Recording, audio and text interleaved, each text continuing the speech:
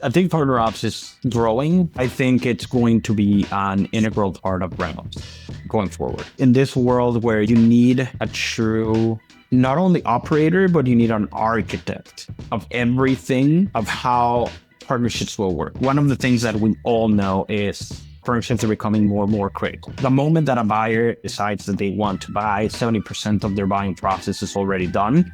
And a lot of those buying processes start with a referral.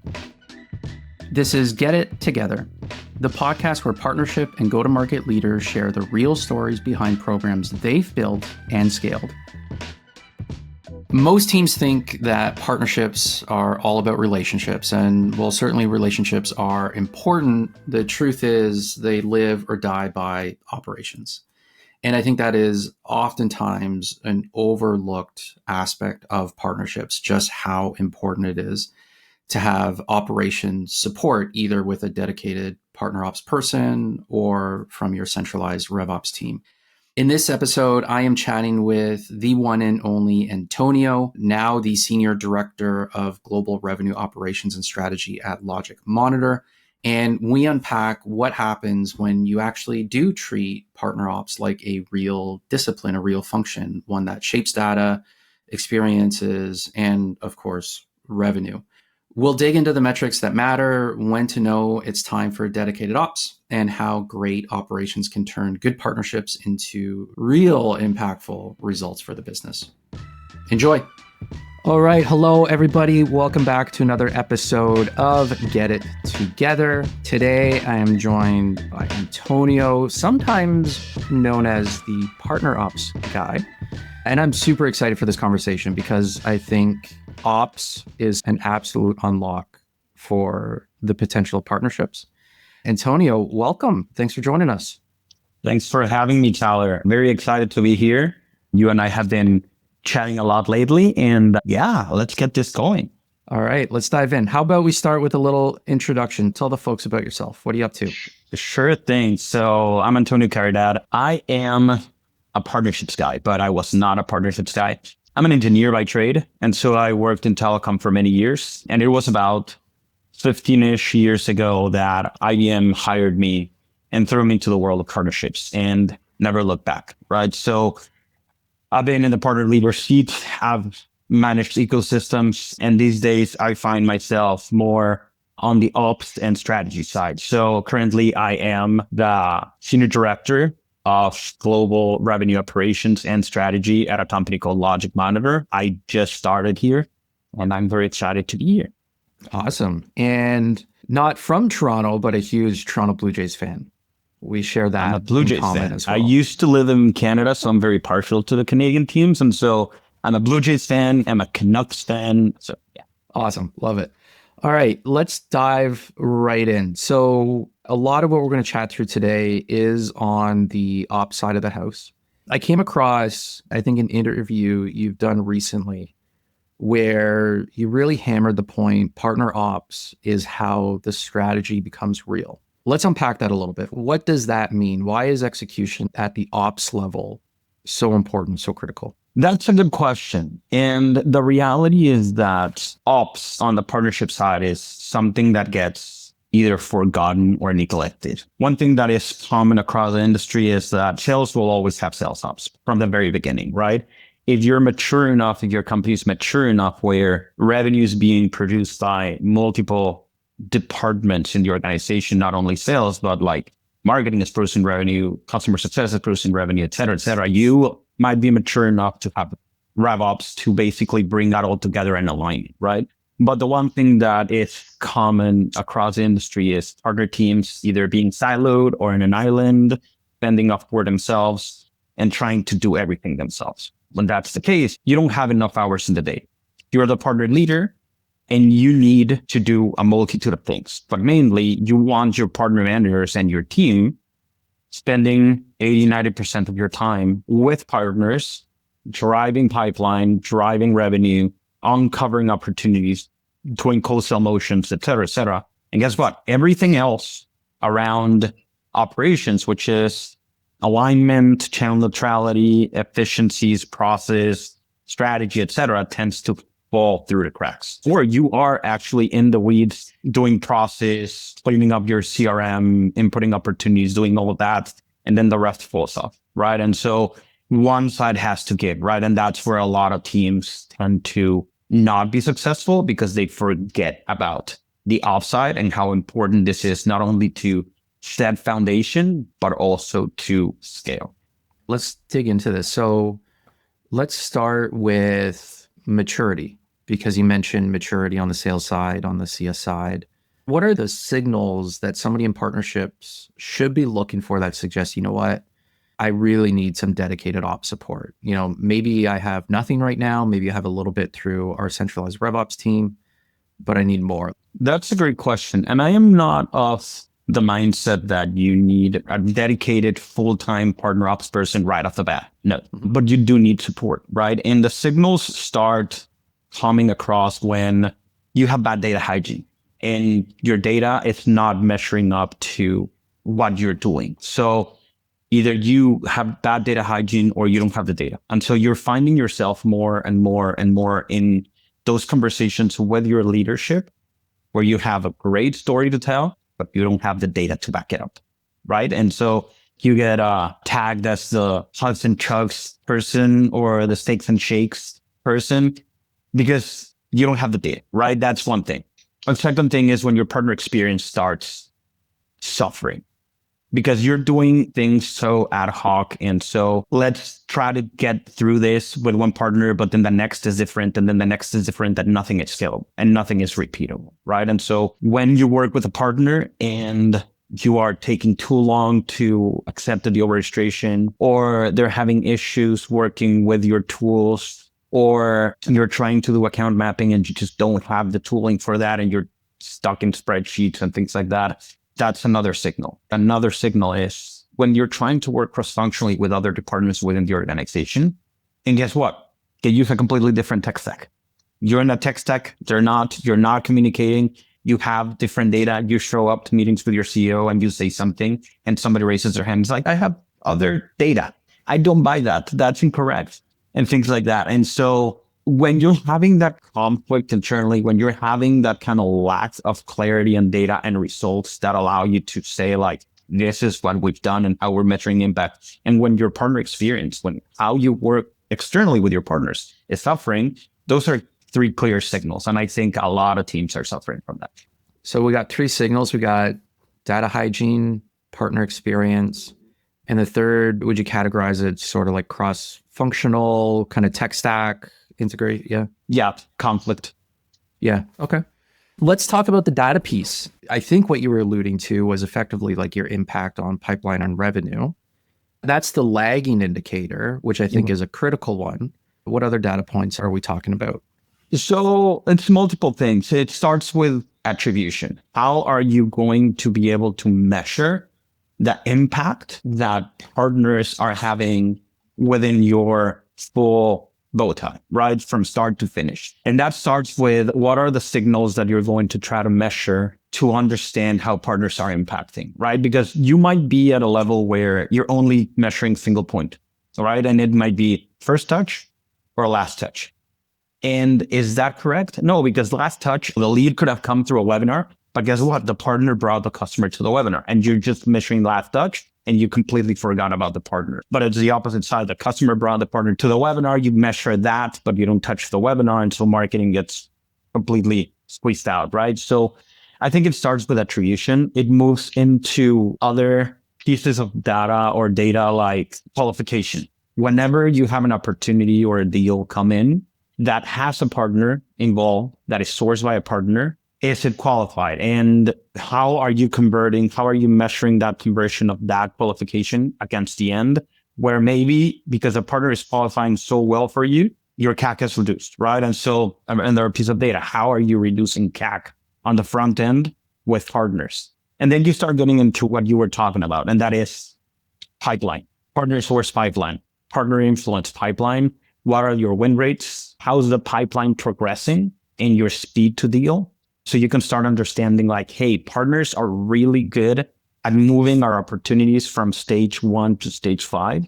And there's some partners that might be even better at different stages, right? Like this partner is really good at stage 2 and at doing demos or doing proof of concept. This partner is really good at closing, so on and so forth. And how that pipeline is progressing and all the progressing stages to understand how they're making you better, or some partners in some cases might make you worse, right? And then it'll end with revenue. But truly, does it end with revenue? No. And this is where a lot of partner teams tend to forget, which is a life cycle. Because then you start getting into retention and how are partners impacting the account growth? So it's not only the new business, but it's the account growth and upsells and expansions and let's call it platform stickiness, right?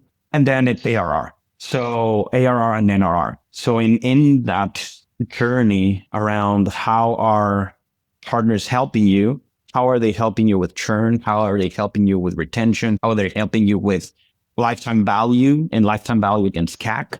And so on and so forth. So I don't think that there is a set of metrics that I can say like, this is what's going to help you. I think every company is in a different stage and every company has different goals. And you need to understand from a company standpoint, what are the metrics that matter? Revenue, NRR, pipe, et cetera, to then go into each department and work with them to impact their goals. Does that make sense? Yeah, absolutely. You mentioned partner experience. Let's talk about that. One of the examples you gave was just speed to respond to a deal reg as an example. What else is there? What else can ops help with when it comes to that partner experience? Multiple things. So it starts with your tech stack. Are you stuck in spreadsheets, doing account mapping in spreadsheets? Are you stuck in jumping on calls with partners and taking notes, right? Or with customers, jumping on a call with a customer and later in time, looking at that, like at your notes and trying to understand if there's a partner that fits into the equation based on all the customer's needs, right? And how a partner can help you in those things. Then there's your partner experience in the sense of like everybody has a portal and all that. But the reality is that we all know that nobody wants to log into a portal and do a deal registration. So how are you getting around that? How are you working with your partner to make that experience the best and the easiest for your partner to be able to provide you information about potential leads, about potential opportunities, but in a way that A, doesn't require you to get on a phone call every single time, B, doesn't require them to log on into a potential portal and do what every single other vendor in the world is asking them to do, and so on and so forth, right? Like, do you have Slack integrations? Do you have tools to be able to skim through emails and basically capture the information, put it in your CRM, and so on and so forth? So I think it starts there with the tooling and the tech stack. It moves into processes. How easy or how hard is it to do business with you? If a partner is wanting to do business with you and you say, okay, let's sign an agreement, and you come up and give them an agreement that's 35 pages, a person would vomit on you and say like, what the hell, right? Like, this is supposed to be simple because now this is going to turn into a negotiation and so on and so forth, right? And I'm not saying negotiations are bad, but this should be simple. You should have easy ways of doing click and accept contracting with simple contracts that are very clear and very standard and all of that. And then also partner operations can help with making sure that you're not just signing paper partnerships. And by paper partnerships, I mean the vanity metric that a lot of new partner people fall into, which is they walk into their CEO's office and they say like, hey, I signed 100 partners last month.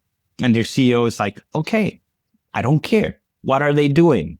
And then the partner manager is like, let me get back to you on that, right? So making sure that you have the frameworks and the processes necessary there to, it's not only signing an agreement, it's making sure that you have SLAs, that you have MOUs, that you have goals, that you have targets, and that you can track against all of that so that you can have monthly or quarterly reviews with your partner where each party keeps each other accountable. So it's not only you keeping your partner accountable, they're keeping you accountable. Because guess what? They also have to walk into their CEO's office and say like, I am doing this and here are the results, right? Because it's opportunity cost.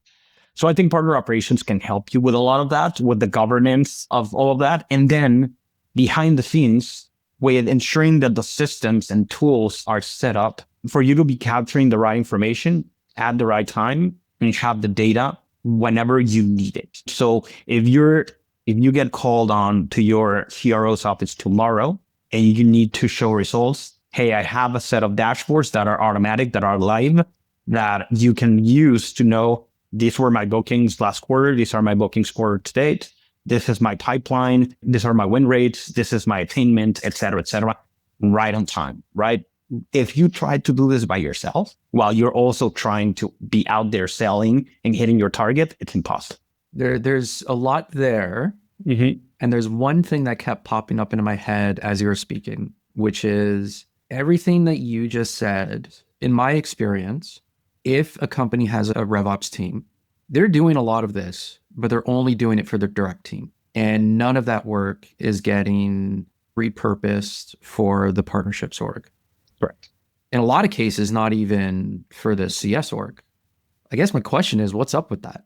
What's your perspective? Why will companies go through all of the effort to do what you just said, which is what I think a modern RevOps org, that's what they should be doing. Mm-hmm. So, far more strategic than just CRM administration. But then it oftentimes ends with the direct motion. How come? What do people need to hear to convince them, hey, you know what? Let's spend a little bit more time and let's make sure this is company-wide, go-to-market wide. I think it's a little bit of a chicken and the egg situation. I think a lot of companies are like, okay, I want to try this partnerships thing, but it's an experiment and I'm going to throw maybe XYZ amount of dollars at it. And when they hire a partner leader, that partner leader has limited budget, big targets to hit, probably not a lot of patience behind him. And what do? They need to hire somebody that is going to help them hit those targets. What's going to keep them in, right? And an operations person, while strategic, is not going to be a quota bearing and a quota carrying person, right? And so it's a little bit of that situation, but it's also the fact that companies still use partnerships as an experiment. They don't fully understand them or try to understand them. And so the funding is not there to say like, okay, you need to have this kind of support. And especially because a lot of times the partner leader has no say or influence or little influence in the RevOps organization. I am of the mindset that PartnerOps should not sit siloed in its own separate partnerships team. It should be under RevOps because it needs to be part of the full engine, right? PartnerOps needs to be aligned with sales ops, with customer success ops, and with marketing ops under the RevOps umbrella to ensure that A, tools are working together and seamlessly. B, you have a single source of truth. You don't have pieces of truth here, pieces of truth there. It's a single source of truth where everybody feeds off and where you have alignment. So whenever customer success is going to try to measure partner data, they work with PartnerOps to basically create that or have that available. Same with sales and all of those things, right? And so that's why I said earlier, I'm of the mindset that maybe you start with a partial person or a half person within the RevOps team that handles PartnerOps, and then you grow from there. And that PartnerOps team has to grow in within RevOps, supported by partnerships from, with a dotted line to the partner leader and all of that, but within RevOps and not siloed on its own, because that's when you get forgotten. I'd agree with that wholeheartedly. Somebody that's coming into a new role as a partner leader, to your point, probably not any influence with the RevOps team, if there is a RevOps team. How would you recommend that partner leader self-serve to begin with? Because presumably it's going to take a little bit of time to get any resources, even if it's limited resources from the RevOps team. So what can that partner leader do for themselves to make sure that they're painting a picture for the org around the type of impact they're having, do what you mentioned without letting too many things fall through the cracks? And then how does that translate into getting buy-in and support from the RevOps team to take on some of that work? Great question. The first thing that I would do and that I've done is go and just listen, understand. Go and work with your customer success leader, go and work with those sales leaders, and go and work with those marketing leaders and understand their goals. What are their goals? And instead of trying to come and just say like, hey, I have this flashy idea for you, blah, blah, blah, blah, blah. Come with the mindset of, I'm trying to help you. And I'm going to try to help you by doing this. And that is marketing is trying to run an event and they're trying to bring XYZ amount of registrations to that event.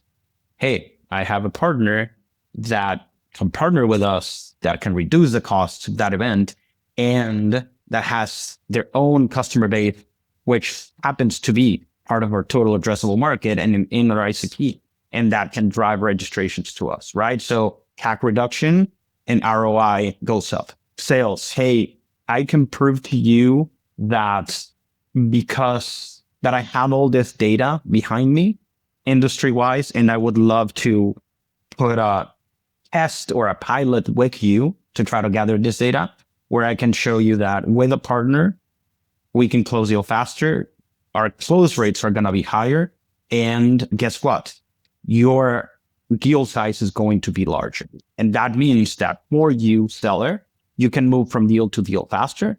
You don't have to be as hands-on in that deal because a partner is helping and is involved in this. Your win rates are higher. And then because deal sizes are bigger, guess what? You reach higher quota faster and you're able to hit your accelerators and your attainment much faster. I'm going to take a page out of a good friend of mine, Victoria Flynn, that always says, pitch water, not innovation, when they're on fire. And so basically you're trying to help them hit their goals and make them the winners, make them the champions, make them the guys that are the success and with you behind the scenes, right? So that's how you build champions, by proving and showing them this is how this can help you. And then behind the scenes, you already have the data because of these successes to do this, right? So find yourself a way to help those other teams without saying, I'm the star here. No, make them the stars.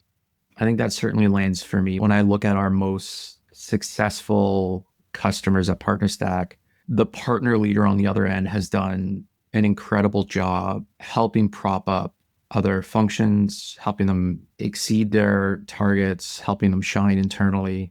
A little bit of a thankless job in that regard, but good orgs, I think, notice that type of leadership and how critical of kind of like a glue role within go-to-market partnerships can be when done well. And I think to your point earlier, especially if they have some ops support to really uncork their potential. So yeah, all that lands, which is awesome. And I forgot to touch on the upside, but the reality is that as you help other teams hit their goals, that's what RevOps is trying to do, right? So the case is there. The case is there for you to go to RevOps and say like, hey, let me run this pilot, let me run this experiment with a couple of AEs or 3 AEs where I can try to show you this industry stats and their industry stats behind you saying like, when a partner is involved, your deal size is going to grow.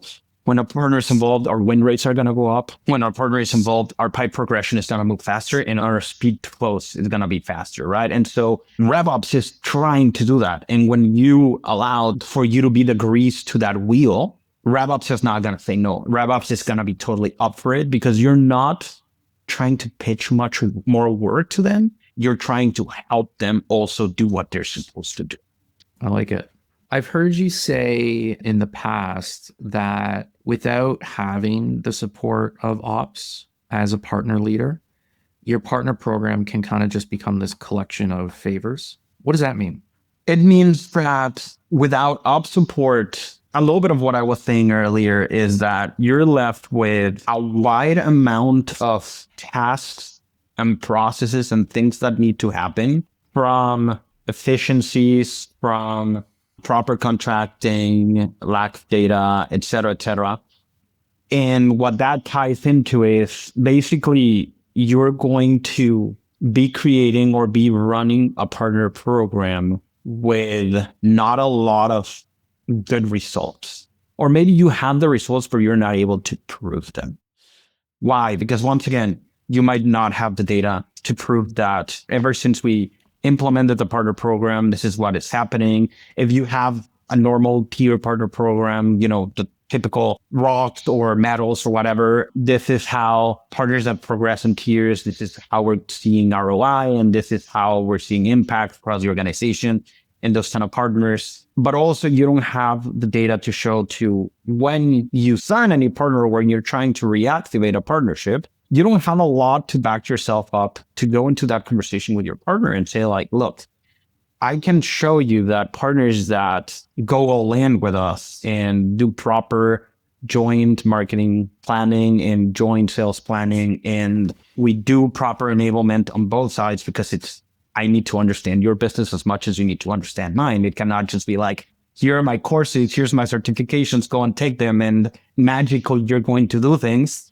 If you don't have the data and if you don't have everything to back up that conversation, a partner is going to be like, so you're asking me to spend all of this time, all of these resources without a lot of guarantees. What guarantees me that you're not going to just run away or forget about me because you have bigger partners and so on and so forth? It's a little bit of that. It's also the fact that when you don't have the proper mechanisms to understand what's working and what's not, you're not able to push the right buttons and pull the right levers at the right time, right? So you're just working blindly. And so part of that might be the fact that you're just signing partners that should not be your partners because you don't have a proper and established IPP, ideal partner profile.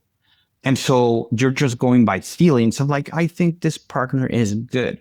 And I think this partner, just because they're a flashy logo, is going to be a good partner for us. Guess what? If you don't have a properly established IPP, you're not going to know. And at the tail end of it, you might find out that, okay, you got lucky and maybe this turned into a great partnership. But more likely than not, you're going to find out that you just wasted resources, you wasted time, and you wasted a bunch of things, a bunch of the patience that your leadership has on you on a partnership that never turned into anything. Why? Because you just went through by feelings again, because you don't have the proper foundation, the proper processes, the proper way to measure all of that. And so that is what I mean, that when you don't have this fully established, it just becomes you asking for favors and asking for, hey, time, and asking for this will come to fruition, but without actually proving it. Does that make sense? Yeah, absolutely. I think that's great. And at the top of that, you mentioned, again, I'm going to shift a little bit. You mentioned tiering as an example. I know in the past, we've talked about how if you're going to have tiers, because what I'll also say is, from my experience, I look at a lot of our customers that have very complex tiering in place. And when you step back for a second, probably not necessary, but let's assume it is, and you're going to have your standard tiers. I know we've talked about not nailing that or doing it in an unclear way can be a disaster. How, on the ops side, do you think about tiering, wrapping a process around that, bringing visibility to it, using that as a lever to drive success? I don't know that I have a silver bullet for this, because obviously in the last couple of years, we're seeing a lot more programs around point structures rather than tiers, and accumulating points that get you to certain benefit levels and things like that. The reality is that we're seeing a shift with the implementation of more AI and tooling. I think tier programs and point programs are, even though are the standards, I don't think they are the groundbreakers right now, right? We're starting to see a little bit of a shift. But the important thing there is that you align your benefits, be it tiers, be it points or whatever, based on the motion that the partner is doing, be it reselling, be it co-selling, be it marketplaces, be it referral, be it affiliate. I think when you align things to type of partners, you get into trouble, because these days companies are evolving so fast that you have partners that might be a multitude of things. You have partners that if you try to encapsulate an SI or an MSP, that MSP might shift and might become an SI. It's not going to happen overnight, but it might happen. They might do two things at once.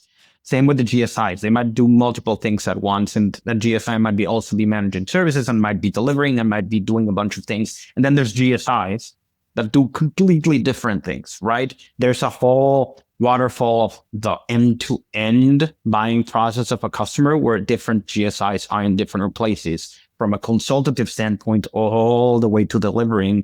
And in the middle, you have implementation. The partner is going to turn around and say like, well, I'm also doing this, and well, I'm also doing that. And now you have a partner that is in 3 different boxes and you're trying to measure 3 different things. How am I going to measure that, right? And so I'm more of a mindset of like, you build your program around the motion. And yeah, you can start with tiers. You can start with points. Just make it simple. Just make it easily digestible for a partner to understand where and how do I get from point A to point B to point C to point Z.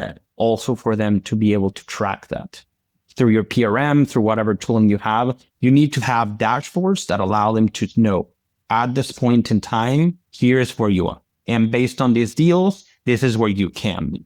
If you close all of these opportunities or we close them together, here's where you can be. Because remember, when a partner works with you, it's opportunity cost.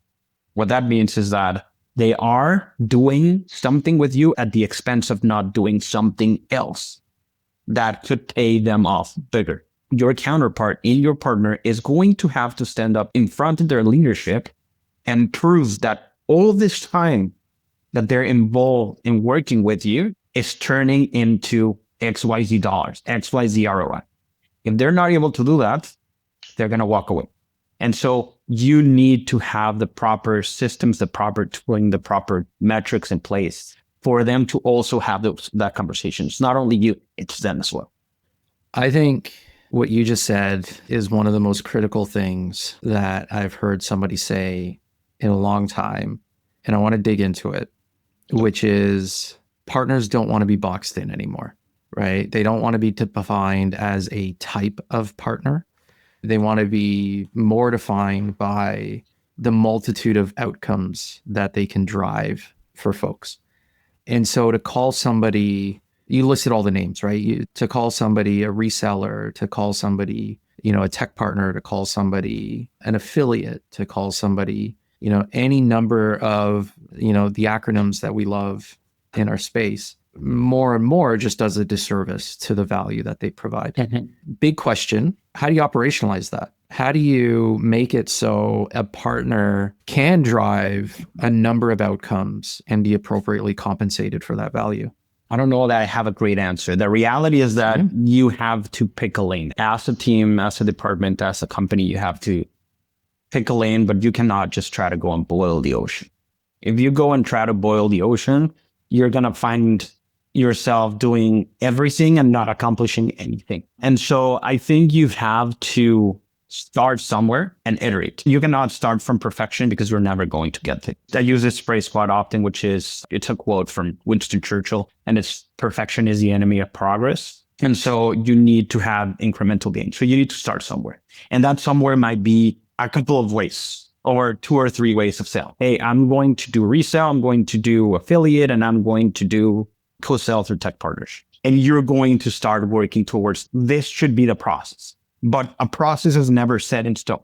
Just like your program, it is never set it and forget it. You need to keep iterating. You're going to find edge cases. You're going to find branches where maybe this resale program and this co-sell program and this affiliate program meets. And at that point, that's where you say like, okay, as a partner, maybe you can do all of these things and we're going to accumulate this towards your goals and benefits and all of that, right? That's why I think some companies are effectively moving more from tiering to points, because this way you can accumulate points in a multitude of ways that get you to a certain level and don't encapsulate you in you're a gold part.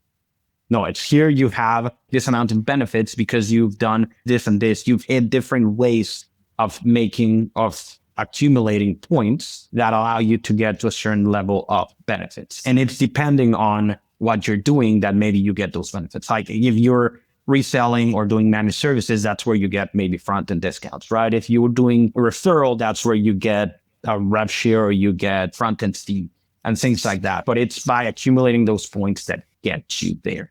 You need to start somewhere, pick a lane, not a lot of lanes, pick a few or a lane, and then go from there and iterate. Always keep yourself building dynamic things because it will never be set and forget it. Build dynamic for something that can change and make the rest of your team understand that this is an evolution, that this is going to keep evolving and growing. And it's just, I'm not aiming to build a rocket ship right at the start. I'm aiming to build a car that moves and then upgrading that car little by little. All right. At PartnerStack, we use tiers. And candidly, I think we probably overcomplicate our own tiering methodology. And so as you're speaking, what I'm thinking in my head is the typical tiers, like what we have and like what I see a lot of our customers have, the tiers alone box partners into a single definition of partner type. So that's one challenge. Or maybe you put them in, maybe not tiers, but groups, depending on the language that you use and how you operate. But either way, you're sort of drawing a line around a definition of a partner type in a lot of those scenarios. The point system is kind of interesting because now you can reward points based on the various types of outcomes any one partner can drive, and the accumulation of the points, you decide what that does in terms of, do they move through tiers, they get different benefits, perks, like whatever it might be. Is that part of the suggestion of the point system? Is it allows you to open up a little bit and kind of reward and acknowledge the different levers a partner can pull for you? Or did I misunderstand? You're absolutely right. One thing I want to make sure that I say is that I'm not opposed to tiers. It depends on your maturity, your programs, what you're doing, right? Like if you're purely doing resale and referral, tiers might be super effective for you, and that's fine. But yeah, with the points, I think either you can set them up to, as you accumulate points, you fall into a certain, again, maybe a box, but also maybe you, as you accumulate points, you redeem those points for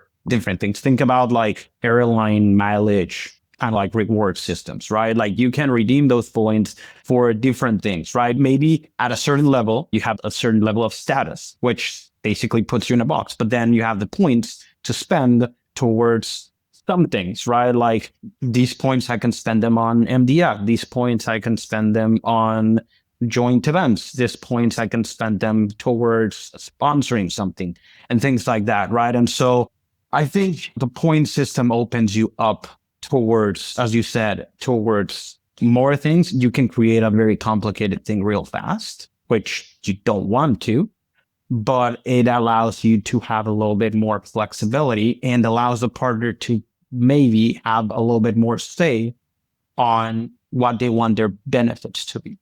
Got it. Okay, very cool. Last question is prediction time. PartnerOps, the next decade.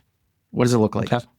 PartnerOps, the next decade. What does it look like? I think PartnerOps is growing. I think the amount of PartnerOps roles that I've seen this year compared to last year's has been incredible. But I think it's going to be an integral part of RevOps going forward in the next decade. And one of the things that we all know is the evolution of RevOps to maybe be go-to-market engineers, RevOps. I think that's where partnerships and PartnerOps are going to land in this world where you need a true, not only operator, but you need an architect of everything of how partnerships will work. One of the things that we all know is outbound is not working the way that it used to. It's redefining itself. Same with inbound. One of the things that we all know is that partnerships are becoming much more critical, right? Because buyers, the moment that a customer decides that they want to buy, 70% of their buying process is already done. And a lot of those buying processes start with a referral. Jay McBain always talks about the 28 moments in a buyer's journey and how alone your company can only touch and influence maybe 4 or 5, which means that you're leaving 23 to 24 moments out there that are being influenced by other people. And those other people are potential partners. And if you don't take advantage of that, guess what? Your competitors are going to take advantage of that, right? So partnerships are becoming more and more important. I talk to more and more go-to-market leaders, CROs, customer success CEOs that truly want to understand this stuff and truly want to unlock it. But as you know, one of the big things about partnerships is that you lose a lot of the control that you have compared to sales or marketing or customer success. And that's what I think freaks a lot of go-to-market leaders out. And so I think the more partnerships becomes a bigger thing, the more go-to-market leaders out there see partnerships as integral to their strategy as a whole, the more PartnerOps will be of extreme importance within RevOps. Hard to argue with that. Antonio, thank you for the time. How can folks reach out and connect if they so choose to? So you can find me on LinkedIn as Antonio Caridad. And yeah, if anybody needs help, anybody ever wants to chat, feel free to connect with me, send me a DM, and I'm more than happy to get on a call and have a conversation about this. Awesome. Antonio, thank you so much. Appreciate the time. Thank you for having me, Tyler. All right, take care. Thanks for listening to Get It Together. If you want more resources to help you build and scale your partnership program, be sure to follow us on your favorite podcast app.